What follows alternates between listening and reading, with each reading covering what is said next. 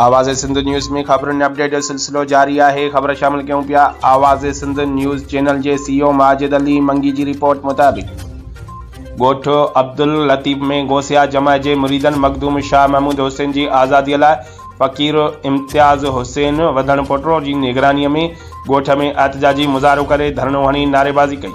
एहतजाजो कंदड़नि खलीफ़ो हुजूर बख्शियो वधण पोटरो, खलीफ़ो अब्दुर्रहीम वधण पोटरो, PMRC तालका गंबद जो सदर खलीफ़ो मोहम्मद मतल जामड़ो, नायब सदर दीदार हुसैन जामड़ो, एडवोकेट अब्दुल हफीज़ जामड़ो, नागरी फैज़ मोहम्मद वधण पोटरो, फ़कीर लालडनो वधण पोटरो, फ़कीर ज़ुबैर अहमद, फ़कीर फ़हीम हुसैन वधण पोटरो, फ़कीर बहादुर अली, PMIC तालका इस्पताल सोबोदरो के सदर खलीफ़ो फ़कीर इम्तियाज़ हुसैन वधण पोटरो मीडिया से ॻाल्हाईंदे चयो त असांजे रूहानी पेशवा शाह महमूद हुसैन कुरैशी के नाहक गिरफ़्तार करे जेल अंदर रखियो वियो आहे, जंहिं अमल ते गौसिया जमात के मुरीदन की दिल आज़ारी थी है। एहतजाज कंदड़नि निगरान हुकूमत का मुतालबो कयो त रूहानी पेशवा मखदूम शाह महमूद हुसैन कुरैशी मथा कूड़ा केस खत्म करे बेगुनाह गिरफ़्तार थियल असांजे रूहानी पेशवा मखदूम शाह महमूद हुसैन कुरैशी के आज़ाद करे मुरीदन मां बेचैनी खत्म कई वञे।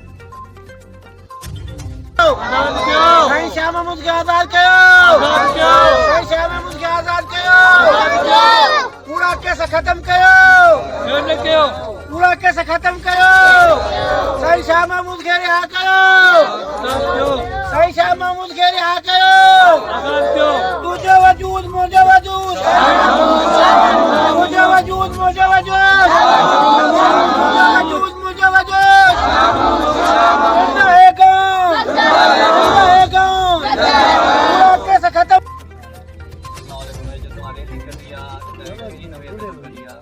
वालेकुम सलाम। जी तो असो मुर्शिद करीम काफ़ी दिन का जेल में बंद है। असांजी हुकूमत का पुरअमन एहतजाज के जरिए गुज़ारिश है तो बिराए मेहरबानी साईं शाह महमूद के रिहा कयो वञे। उन सोने तां जेके भी कूड़ा केस ख़त्म किया वञनि।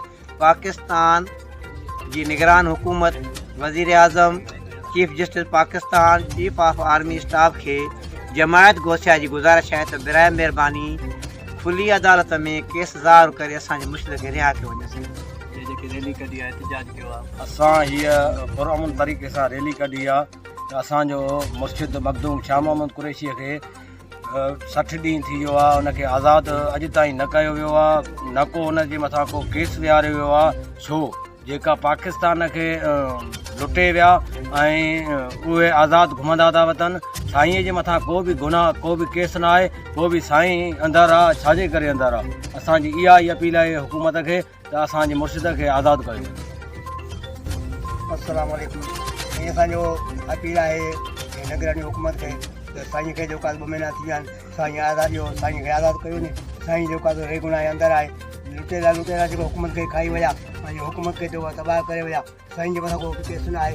साईं खे जेका कोर्ट जी मिसाल जेका वसीले उन कोर्ट में साईं खे मोकिलियो वञे, बाक़ी लाइ जेको जेलनि मां साईं खे कढियो वञे ऐं साईं खे आज़ादु कयो वञे।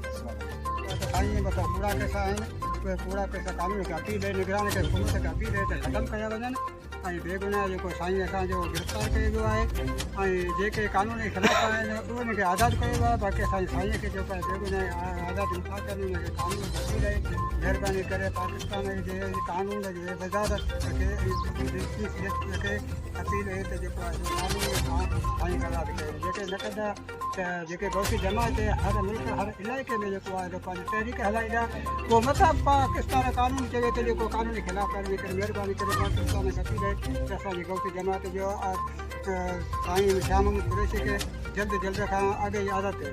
महिरबानी। साईं गोठ अब्दुल लतीफ़ वधण पोटरे खां ये रैली निकिती आहे गौसिया जमायत जे तरफ़ां त मुर्शिद शाह महमूद कुरैशी ते जेके कूड़ा केस आहिनि ख़त्म कया वञनि ऐं मुर्शिद शाह महमूद कुरैशी खे आज़ादु कयो वञे।